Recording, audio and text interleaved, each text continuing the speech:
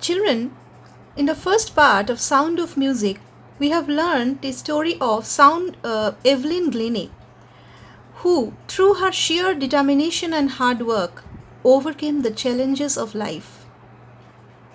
She reached the peak of success, overcoming the barriers of her life.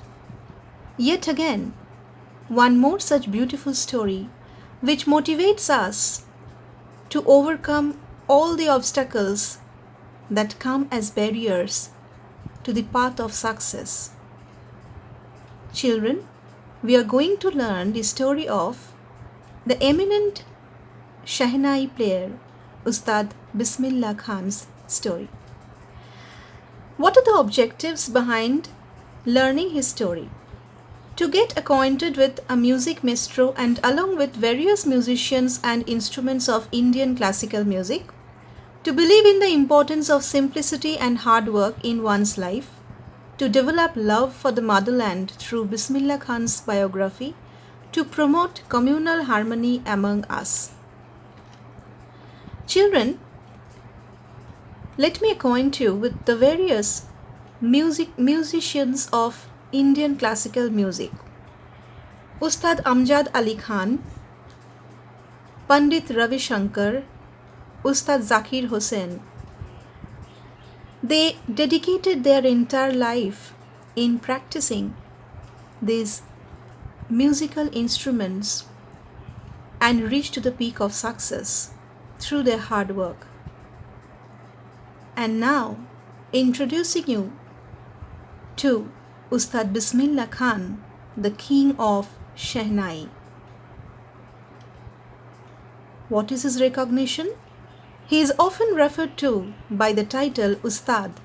He was an Indian musician who is credited with popularizing the Shehnai, a subcontinental wind instrument, Indian musician who played the Shehnai, a ceremonial North Indian horn with such expressive virtuosity that he became a leading Indian classical music artist. His name was indelibly linked with the woodwind instrument, Shehnai. Now, let us know something about the story. What is the story about? The chapter, The Sound of Music Part 2, Shehnai of Bismillah Khan, focuses on the development and evolution of the Shehnai and Bismillah Khan's role in bringing it to the international stage. We would learn about the emergence of Shehnai. How did Shehnai come into existence? Children, Emperor Aurangzeb banned the playing of the musical instrument called pangi in royal residential areas. Why? Because of its high-pitched and unpleasant sound. It produced a high-pitched and unpleasant sound. However, a barber from a family of musicians decided to improve the sound quality of the pangi. For this purpose, he chose a pipe with a natural hollow stem that was longer and broader than the pangi and made many holes in the body of the pipe. When he played on this pipe, by closing and opening some of the holes, soft and melodious sounds were produced. The barber played the instrument before the royal court and everyone was impressed with the sound quality of this new instrument. So a barber who was allowed to walk into the royal family, he was the barber of the royal family, he started to improve this tonal quality of the pangi, and then he gave birth to this Shehnai. He made many holes in the body of the pipe, and then it started producing soft and melodious sounds. The barber played the instrument before the royal court and everyone was impressed with the sound quality of this new instrument. The instrument greatly differed from the pangi and so had to be named. Since it was first played in the Shah's chambers and was played by a Nai, who is a barber, this new instrument came to be known as Shehnai. So children, you can be asked, what is the meaning of the word Shehnai? So it is the juxtaposition of the two words Shah, which means emperor, and Nai means barber. Children, please see, this is pangi, which is a hollowness there, and An improved version of the pangi with the holes on the body, this is Shehnai. So pangi produced a kind of high-pitched and a very shrill noise, quite in contrast to Shehnai, which produced a very soft and melodious sound. Now, Ustad Bismillah Khan is credited with bringing the Shehnai to the national and international classical stage. Bismillah Khan belonged to a famous family of Shehnai players from Bihar. He got fascinated with the Shehnai at the young age of 3 years when he observed his maternal uncles playing it. His uncle was appointed to play the Shehnai at the Vishnu temple of Benares, and Bismillah regularly accompanied him. So see children, he was a Muslim. By his name it's very apt, it's very subtle, it's very clear that he belonged to the Islamic tradition. But he never mind playing the Shehnai at the Vishnu temple of Benares. Rather, he practiced there, enjoying the solace, enjoying the solitude on the banks of the Ganga, where the flowing waters inspired him to invent new ragas. He started playing the Shehnai on the All India Radio in 1938 and became the first Indian to greet the newly independent country on 15th August 1947. The king of Afghanistan became so fascinated by Bismillah's music that he gifted him expensive Persian carpets. Vijay Bhatt named the film Gunjuti Shehnai after being impressed by his music at a festival.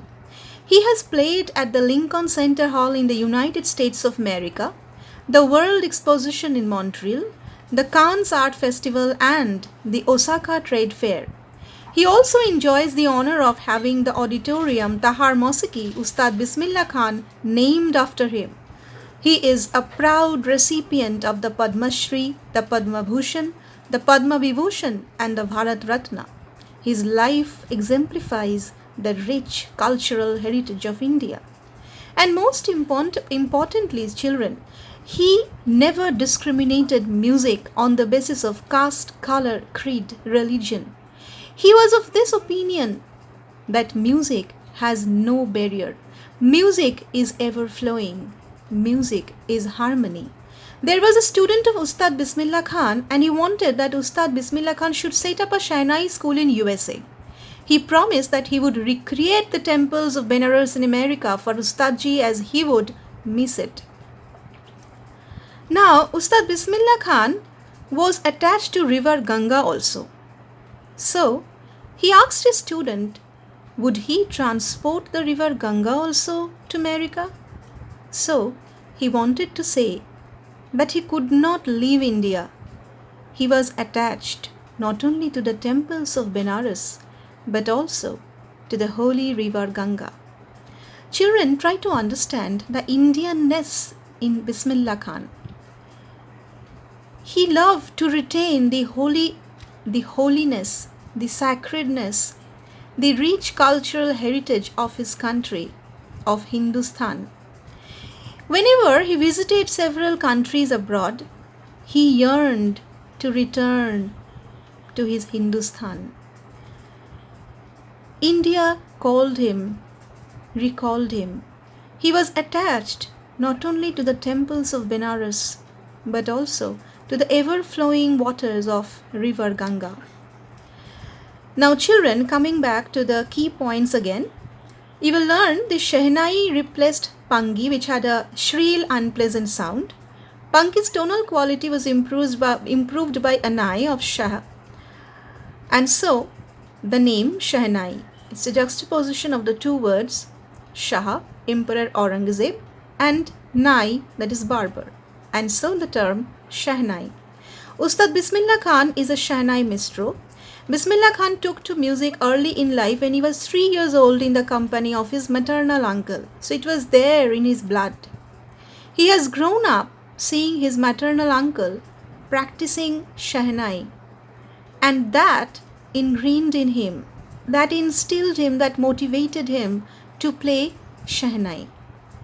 Not because he wanted name and fame. He did not run after the glamour world. Rather, he fulfilled his passion. He lived his passion. His divine love for this musical instrument Shehnai helped him to reach to the peak of success. He used to sing Chaita in Biharaji temple and practicing Shehnai in Vishnu temple and Mangala Maya temple of Varanasi. His life is a source of simplicity and communal harmony. Bismillah Khan got his big break with the opening of All India Radio in Lucknow in 1938. He also played Shehnai on 15th August 1947 from Red Fort in presence of Pandit Nehru. Bismillah Khan gave many memorable performances both in India and abroad. He also gave music in 2 movies, Gunjuti Shehnai and Sanadi Apanna. He was so fond of his motherland India, Benares and the Holy Ganga that he refused an offer to be the head of Shehnai school in USA, as I have already discussed. In 2001, Ustad Bismillah Khan was awarded India's highest civilian award, the Bharat Ratna. Children, I want to conclude this explanation with a very famous quote given by this eminent personality. Even if the world ends, the music will still survive because music has no caste. Thank you so much.